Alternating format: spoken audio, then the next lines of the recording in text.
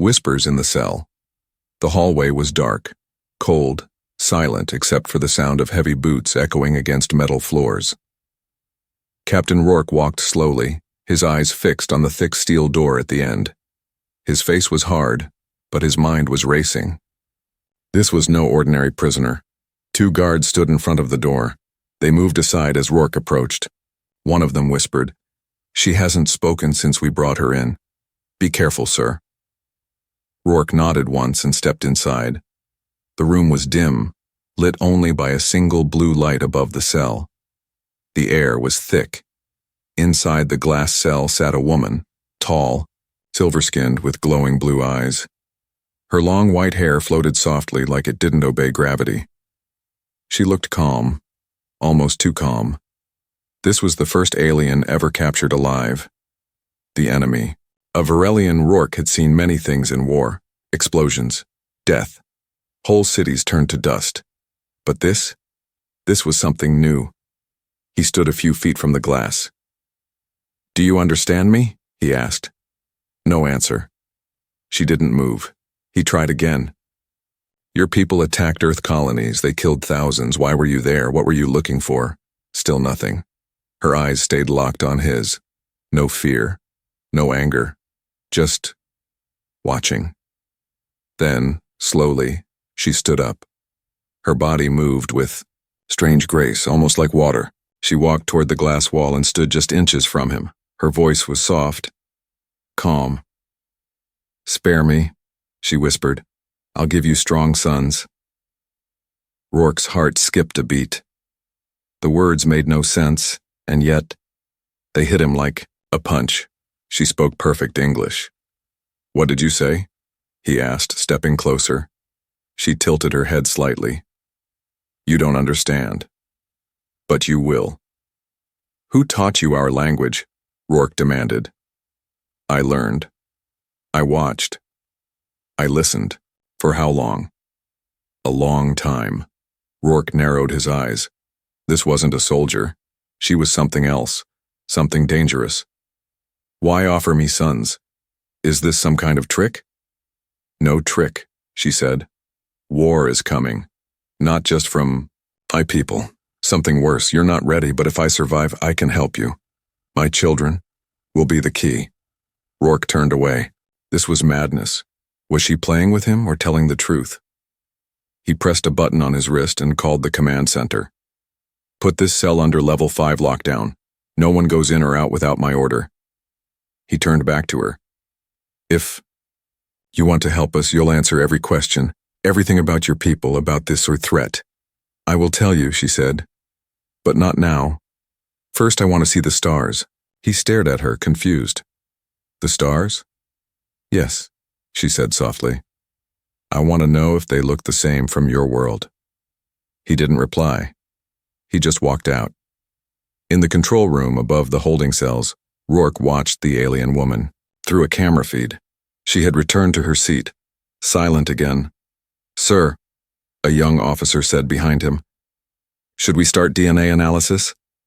"Yes," Rourke said. "I want to know exactly what she is, how she speaks our language, and what she meant by strong sons. And sir, do you believe her?" Rourke didn't answer at first. He kept watching the screen. The woman hadn't moved, but her eyes were still glowing. "I don't believe anything yet," he said. "But I'll find out, one way or another." That night, the lights dimmed across the base. Most of the crew went to rest, but in the cell the alien woman stayed awake. She whispered again, this time to herself. So much fear, so much pride, and yet so much potential. She closed her eyes. A single tear ran down her cheek. She was not here by accident. She had chosen this, and soon, the real test would begin. The deal hours passed, but Captain Rourke couldn't sleep. The alien woman's words played on a loop in his head. "Spare me.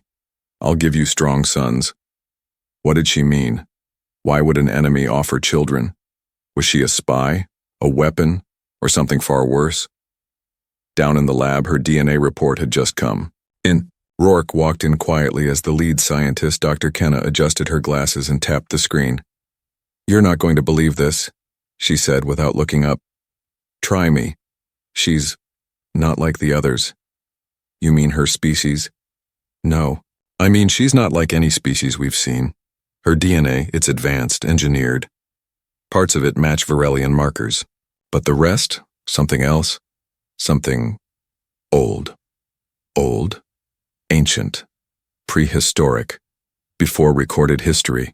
It's like her genes were made from the blueprint of multiple races. Rourke crossed his arms. So she's a hybrid? Kenna nodded. Yes, and not just any hybrid, a perfect one. Rourke leaned closer.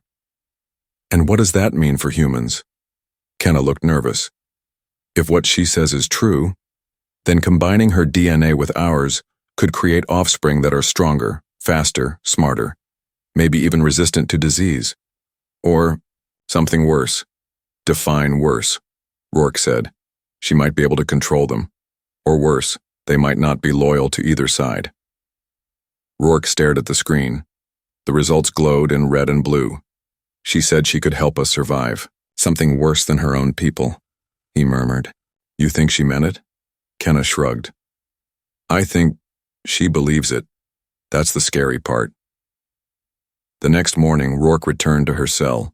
She was standing again, hands behind her back, like she'd been waiting. Ready to talk? He asked, Are you ready to listen? He raised an eyebrow. I'm not here to play games. Neither am I, she replied calmly. You want answers, I'll give you some. But in return, you must promise me something. What? When the time comes, you must let me leave this place. Rourke scoffed. You're in no position to bargain. She stepped closer to the glass, her face unreadable. I am the last of my kind who believes humans deserve to survive. The rest want your species erased. Why? Because your kind is dangerous. You grow fast, fight hard, you adapt, you never stop. To the Varelians, that makes you a threat. Well, they're not wrong, Rourke said dryly. She almost smiled. But it's not just your strength that frightens them. It's your unpredictability, your heart. And that's why I chose you. Me? Yes. You're not like the others. You think, you hesitate, you feel. That makes you useful and dangerous. Rourke was silent for a moment. You still haven't told me what this other threat is. She turned serious. The Varelians are not the top of the chain. They were once hunted too. Hunted? By what? She lowered her voice. We called them the Hollow Ones. They do not build. They do not speak. They only consume. Entire planets. Species. Souls. Souls? Yes. They feed on life. Itself. Energy. Thought. They don't destroy planets. They erase them from memory. Rourke felt a chill crawl up his neck. You expect me to believe some ghost race is coming to eat us? I don't expect you to believe. I expect you to prepare. She placed a hand gently on the glass. If we combine, we can create something new. A line of warriors immune to the Hollow Ones. Part human, part Varelian. With memories passed in blood. Rourke stepped back. Even if I believed you. Why offer this now? Why betray your own people? I didn't betray them, she said softly. They betrayed me first.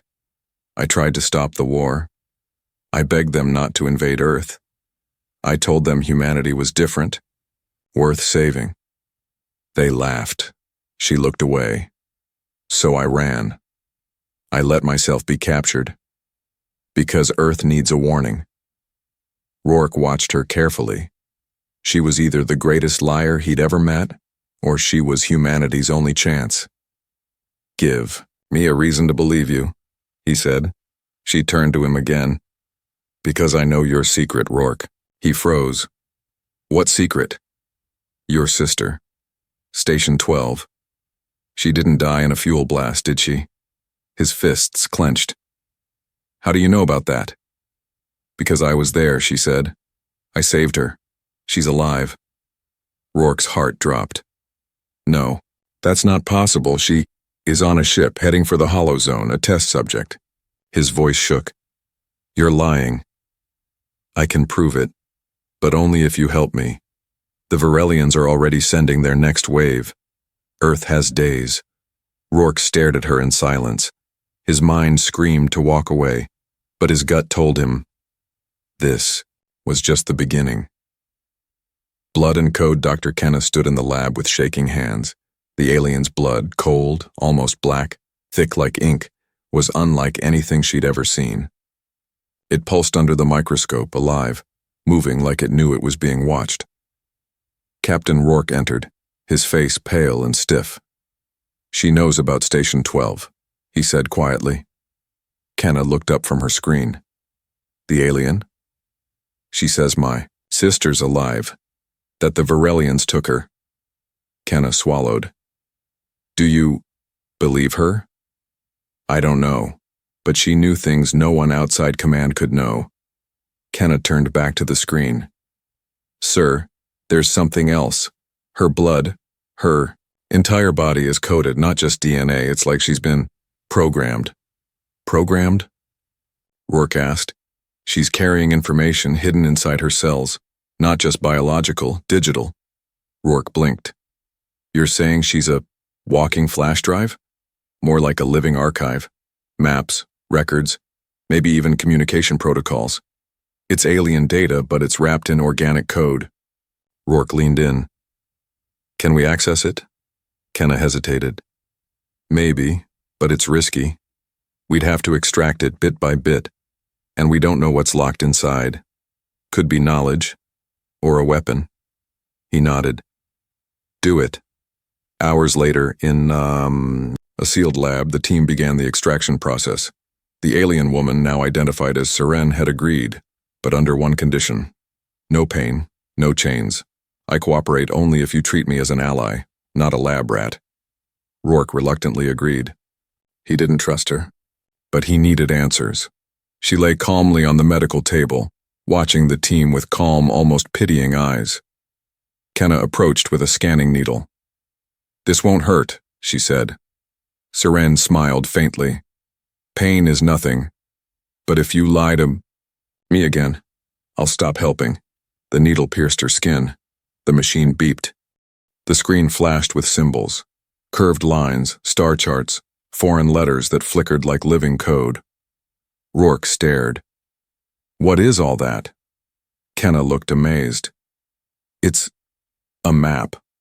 A star chart. Not just the galaxy, other galaxies. Places we've never seen. Names we've never spoken. One location is marked in red. Seren spoke from the table, eyes closed. That is where the Hollow Ones sleep. Kenna froze. Sleep? Yes. They move between galaxies, feeding, resting, rebuilding.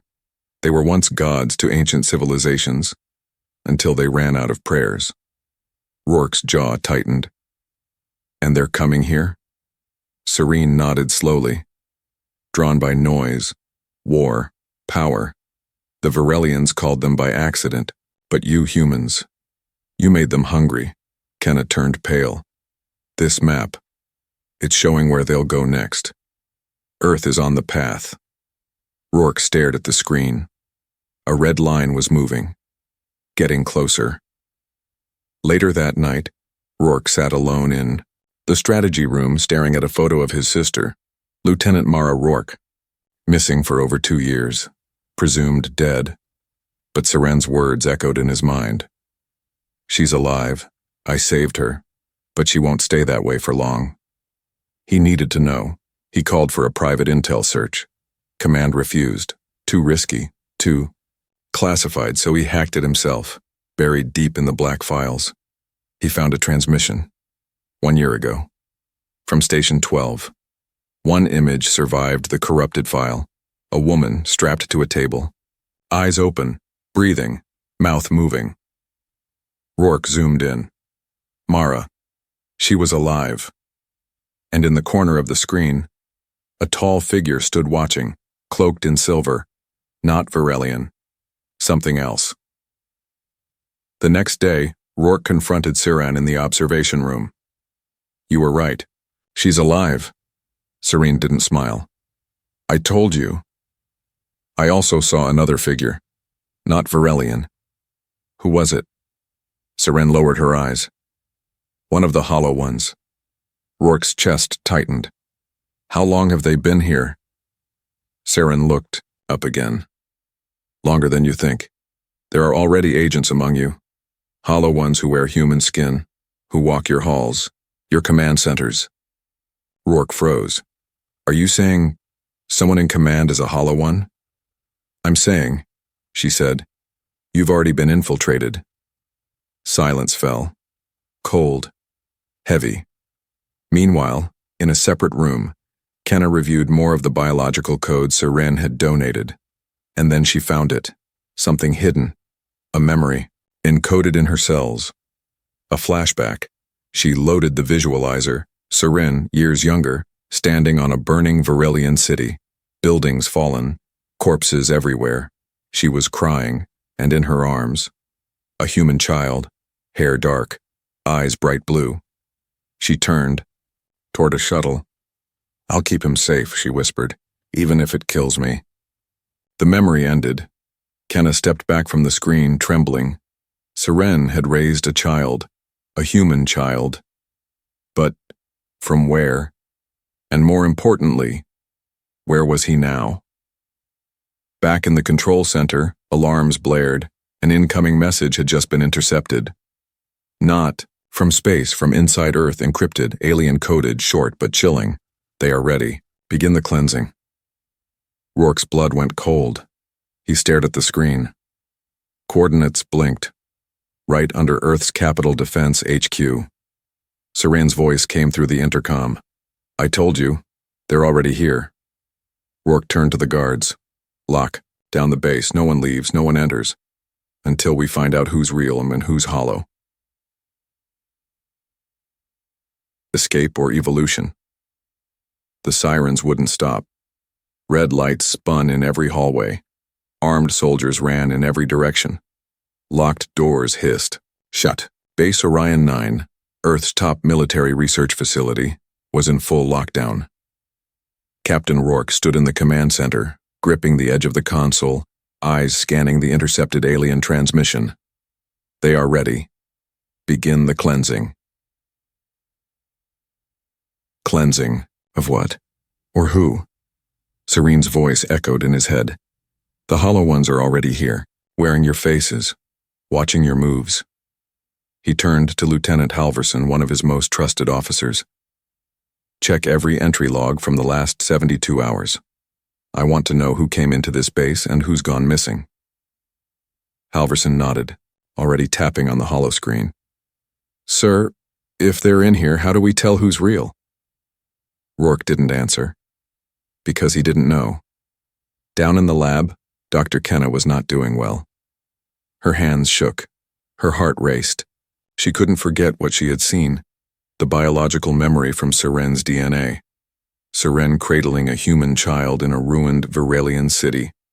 The way she looked at him, protected him, loved him. That was no experiment. That was a mother. And then there was the child's face. It looked eerily familiar. But why? Kenna pulled up the video again. This time she enhanced the child's image. Those blue eyes, that black hair, that expression.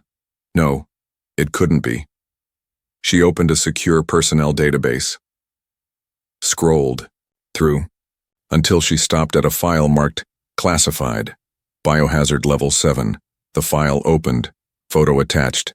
Same face. Project Orion, Subject 0. Her blood ran cold. The child Serene saved wasn't just any hybrid. He was the first, and he was still alive. Meanwhile, Rourke entered Serene's observation room again, this time flanked by 3 guards. He didn't sit. He stood across the room, keeping his hand near his weapon. We intercepted a message, he said coldly. Something's about to happen. Serene didn't look surprised. Yes. Who sent it? One of the hollow agents. They're waking up. Waking up? Rourke frowned. From where? From inside your people, she said, Rourke shook his head. We've scanned every person on base. No alien life signs. Because they're not aliens, she said softly. Not in the way you think. The hollow ones don't use bodies. They use consciousness. They slip into minds quietly, silently, like a whisper in your sleep. Possession, one of the guards asked, alarmed. Not possession, replacement. The person is still alive, but buried under something else. You can't detect it by blood or skin, only behavior. Rourke's mind raced. Behavior like what? Seren leaned forward. Lack of empathy. No fear. No dreams. No emotion. Rourke slowly turned his head to Halverson, who had just entered the room.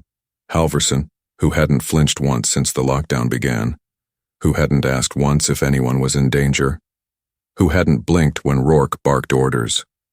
Lieutenant, Rourke said slowly. How are you feeling? Focused, Halverson replied. No time for emotions, sir. Rourke's fingers moved to his weapon. Serene spoke again, calm and cold. He's not yours anymore. Before Rourke could speak, Halverson pulled a hidden plasma blade from his belt and lunged. The room exploded into chaos. Guards tackled him, weapons fired, sparks flew, but Halverson didn't scream, didn't bleed. He just stared blankly at Rourke and said in a voice that was not his, You were warned. They had to use a shock lance to drop him. His body hit the floor, but he was still breathing, still alive. But Halverson was gone. After the attack, Rourke sat alone in the debrief chamber, shaking. They had no way to detect these things. No scanner, no blood test, just subtle changes in human behavior. That meant anyone, even himself, could be compromised and not know it. That's when Kenna stormed in, pale and panicked. Rourke, you need to see this. She loaded the file. Project Orion, Subject 0, Hybrid, Child, born of human DNA and Serene's. Rourke's mind snapped into focus. You're telling me she already had a child? With a human? Kenna nodded. It was part of a secret program years ago, hidden even from you. They experimented using captured Varelian genetic samples, but one subject survived and disappeared. And she's the mother? Kenna pointed to the memory recording. She didn't let the scientists take him. She escaped with him, protected him, raised him, but now he's missing. Missing where? The last signal came from the Hollow Zone. Rourke swore under his breath. The Hollow Zone was a dead space, a corrupted region of space-time. No probes returned from it. No signals got out, until now, Kenna whispered. That child, he may be the key to stopping the Hollow Ones, or the reason they're coming faster. That night, alone in her cell, Seren sat cross-legged on the floor. She whispered to the darkness, They've awakened, and my son, you must choose who you are. Unseen behind the wall, something moved. The camera blinked off for 0.6 seconds, and when it came back, there was a message scrawled into the floor of the cell, carved with something sharp. Mother, I'm here. War Protocols. The council room deep beneath Orion 9 base was a fortress of steel and silence. 6 generals, 2 scientists, 1 captain, and the alien prisoner no one trusted but everyone feared. Serene stood in the center of the circular room, unchained, unarmed, but far from powerless. Her eyes glowed faintly beneath the cold lights. I didn't come here to destroy you, she said. I came to prepare you. General Loris banged a fist on the table. You smuggled a hybrid onto Earth, a living weapon. You're lucky we haven't vaporized you already. Rourke stepped forward. That hybrid is her son, and ours part human, born in secret, yes, but he's not attacking us. Serene's voice was steady. He's watching, waiting, like I taught him. Because if he reveals himself too soon, the Hollow Ones will burn this planet just to get him. Dr. Kenna cut in, placing a hollow tablet on the desk. We confirmed it. The boy's DNA is unlike anything on Earth. He's immune to the hollow frequency. He could be humanity's last defense, Laura sneered. Or their front door. That shut the room into tense silence. Then, General Sarai leaned forward. What do you suggest, Captain Rourke? Rourke didn't hesitate. Let her lead a defense plan. She knows them. Let her help us, or we're all dead. The council whispered, argued, glared, and then, with a cold final voice, Sarai said, You have 72 hours. If nothing changes, we launch the purge. Everything alien dies. That night, Rourke stood with Seren on the outer observation deck. Earth's moon hung large and white in the sky. You really think your son is here? He asked quietly. I know it, she said. He wouldn't leave me alone. Not now. Rourke looked at her. What is he? She looked up. He is what happens when love is mixed with survival. He is what neither humans nor Varelians could create alone. Rourke asked, Why didn't you tell me earlier? Because you weren't ready to listen and he wasn't ready to be seen. Then she turned to him serious. But he will be, soon. Meanwhile, deep in the base's tech bay, a group of soldiers was arguing, heated and afraid. They're giving her command privileges, one hissed. She's an alien. She saved the captain's life. Twice. Or maybe she's controlling him. The room fell silent when a figure stepped out of the shadows. It was Lieutenant Dana, quiet, loyal, always calm, too calm. Stand down, she said softly. No one moves without orders. Her eyes didn't blink. The next morning the alarms returned, but this time not from attack, from inside. A vault had been breached, one used only for top-level defense protocols, things never meant to be used. Inside, a missile. A weapon built from salvaged Varelian tech. It was missing. Security footage was corrupted. Glitched. One frame showed a shadowy figure walking past the vault door. Not visible, not human. Another hollow agent. Rourke gathered a rapid response team. Serene insisted on going with them. We'll need him now, she said. They found him in the unlikeliest place, a quiet sub-level once used for hydroponics, abandoned, overgrown with bioluminescent vines. The boy stood in the center, no older than 15, skin pale like moonlight, eyes sharp, still, electric. Mother, he said without turning. Serene walked toward him, slow. You came out too soon, she whispered. They found me, he replied. I had no choice. Rourke stepped forward, shocked. You're just a kid. The boy looked up. I'm what you made me. Then he held up his hand. In his palm was the Varelian missile core. Disabled, cracked, leaking blue light. I took it before they could use it, he said. But they'll try again. There are more of them. They hide like shadows inside your people. Rourke's voice shook. What do they want? The boy looked at him. To erase Earth. Not conquer. Not rule. Just silence. As they returned to the command center, the lights flickered. The system shut down. Emergency power activated. And on every screen in the base, a face appeared. No eyes. No mouth. Just shifting static shaped into the outline of a human. Then a voice. Glitchy. Slow.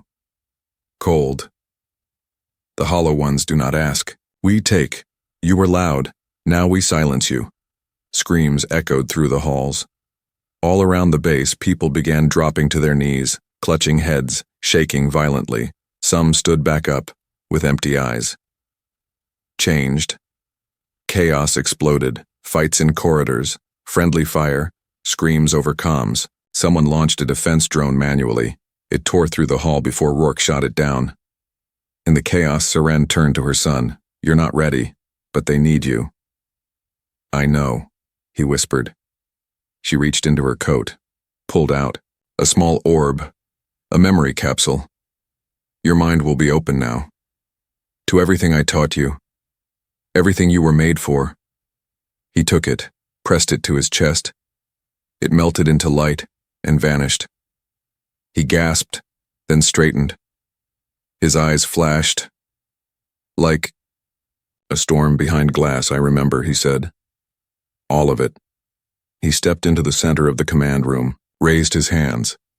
From the walls and floors, machines stopped. Everything flickered but didn't break. The hollow signal was blocked, temporarily. I've bought you time, the boy said, but they're still coming. I can stop them once. Rourke asked, what happens after that? The boy looked at Seren. Then I choose who I become. Back in the council chamber, General Sarai reviewed the footage. The missile theft. The hollow broadcast. The boy. She stood slowly and said, activate Protocol Omega. The officer beside her froze. But ma'am, Omega destroys everything in a 20-kilometer radius. I know, but if that child turns against us, we won't survive. She turned off the screen. Start the countdown. The first hybrid T-5 hours until Protocol Omega would activate. 5 hours until everything in and around Base Orion 9 would be vaporized, including Seren, her son, and Captain Rourke. And right now, the boy was sitting cross-legged in the gravity chamber surrounded by floating pieces of broken metal, whispering to them like old friends. Rourke watched through the thick glass wall. What the hell is he doing? Serene stood beside him, calm, as ever. Remembering, learning, adapting. He's talking to Scraps. No, she corrected. He's reprogramming the base, with his mind. Inside the chamber, the boy's eyes were shut. The metals began to fuse together. Sparks flew. The pieces moved faster and faster. Then, with a sound like thunder inside a bell, they snapped into a perfect sphere. He stood. It floated behind him like a pet. He opened his eyes. I'm ready. Rourke led him to the war room. The council was already waiting, weapons near hand. Sarai stood with arms crossed, her finger hovering dangerously close to the Omega launch key. I hope you're here to convince me not to blow up this base, she said. I'm here, the boy said, to show you what's coming. He raised his hand. The sphere behind him lit up and projected a 3D map.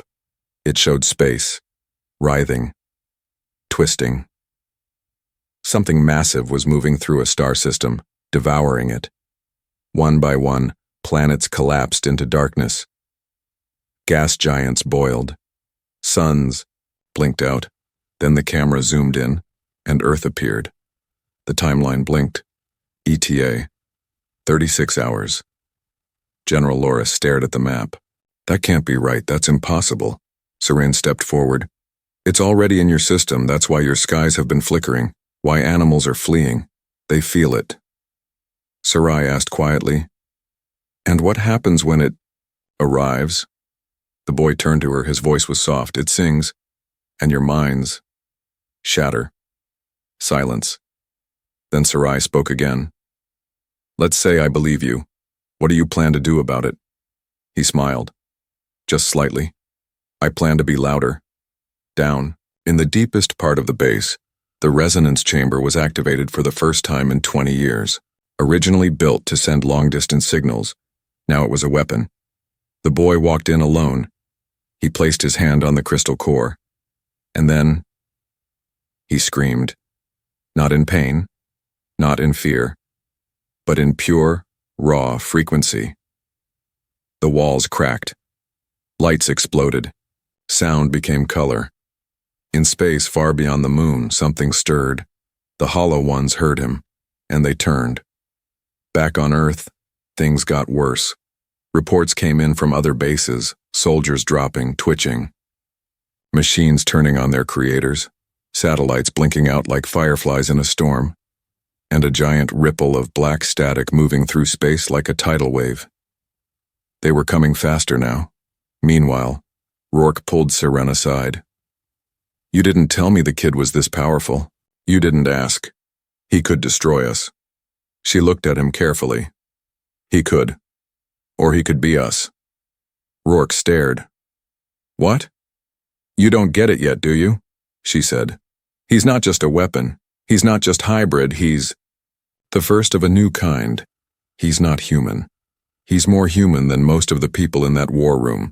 He feels. He dreams. And most of all, He chooses. Rourke said nothing, because in his heart he was afraid she was right. T-1 hour. Sarai stood at the Omega control panel, finger twitching over the key. If he doesn't stop this, we don't wait. We launch. Rourke nodded.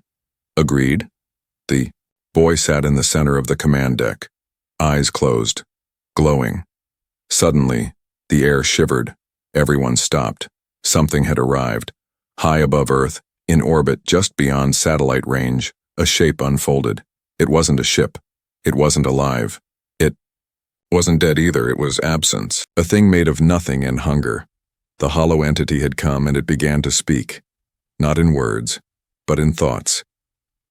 All across Earth, people clutched their heads, heard their own voices turning against them. Their secrets screamed out, their fears made flesh. Rourke fell to his knees hearing his sister's voice. You left me behind. Kenna collapsed. Make it stop. And then, the boy stood.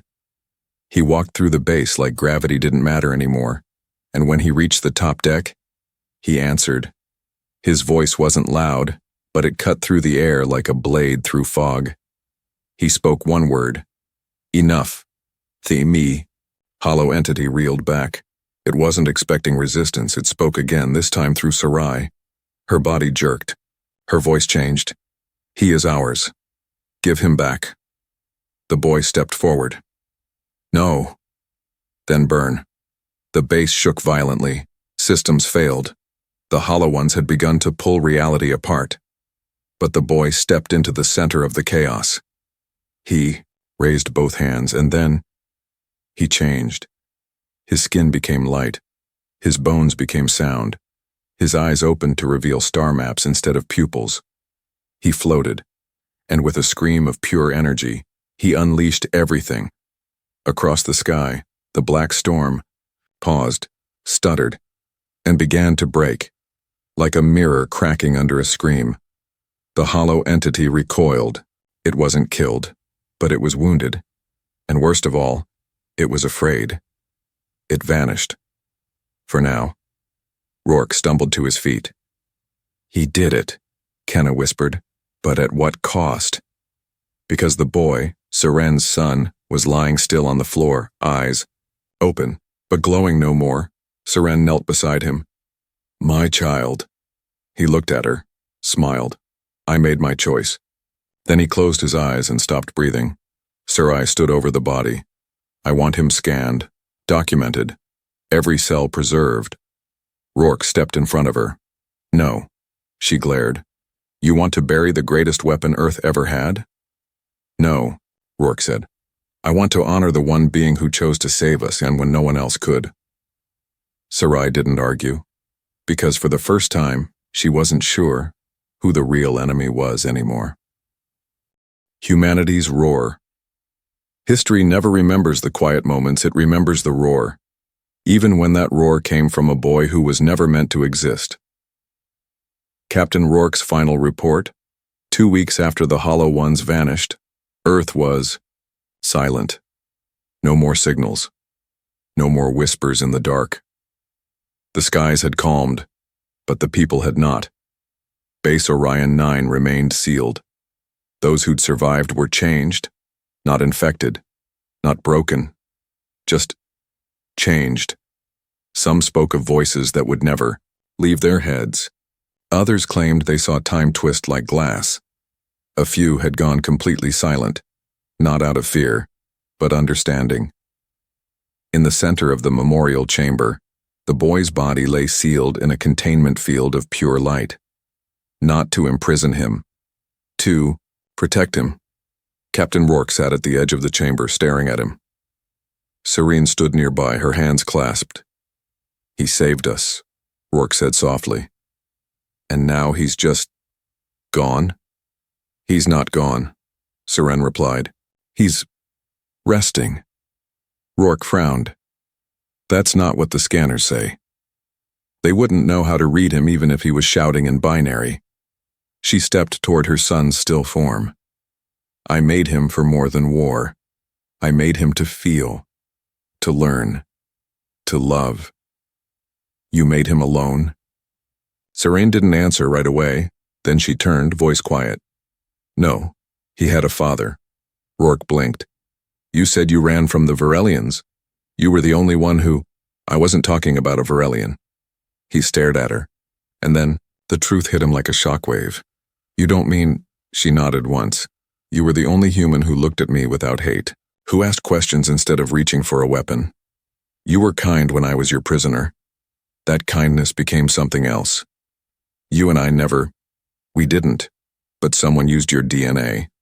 When I was taken, they used it without asking. Spliced it into me to test their theories. The child was their experiment, but I turned him into a son. Rourke stepped back, breath caught in his throat. That means... Serene's voice broke for the first time ever. He was yours too. Across the world, nations were changing. Leaders, who had once refused to work together, were now exchanging tech and secrets, trying to rebuild faster than the next storm could arrive. Because no one believed this was the end. Only a pause. In the deepest labs, scientists pored over fragments of hollow energy. No one could explain it. Not fully, but something else was found. Data, left behind like breadcrumbs, a message, not from the hollow ones, but from the boy. One final echo embedded in the core of the resonance chamber. I chose Earth. I chose life. But they are not finished. If I sleep too long, they will return. So be ready. And remember, you are more than flesh. You are will. You are sound. You are roar. The council wanted to study the body, clone it, mass produce it. Seren said, no. Rourke said no, and the people agreed. Instead, the body was placed in a stasis vault buried beneath Earth's crust, where only one could ever wake him again. Not a politician, not a scientist, but someone who believed. Years passed. A new generation grew up with legends of the boy who silenced the stars. They called him the Echo Child. And soon, something began to change in Earth's children. Some could hear the stars, humming in their sleep. Some could move small objects when they were afraid. Some drew maps of places no one had ever visited. And in the northern skies, a sound was heard again. Not hollow, not evil, just a low, distant heartbeat. Rourke retired. Disappeared off-grid. Some say he lived out his final days in the mountains. Others say he became part of the new council that shaped Earth's future. But only one person knew where he really went. Seren. They visited the vault every year, not as soldiers, but as two parents, waiting. Then one day it happened. The vault lights blinked, the earth trembled, not in fear, but in recognition. Inside the chamber, the stasis capsule cracked. A beam of soft white light poured out, and a hand reached up. Somewhere across the stars, a hollow ship paused mid-flight and turned. Back on Earth, a young girl stared into the sky. Her eyes shimmered like galaxies. She smiled and whispered, "He's awake." Final log entry, Captain Rourke. We were warned. We were hunted. We were almost erased. But we chose something louder than fear. We chose to believe. We chose to fight. We chose to roar. And because of that, we were heard.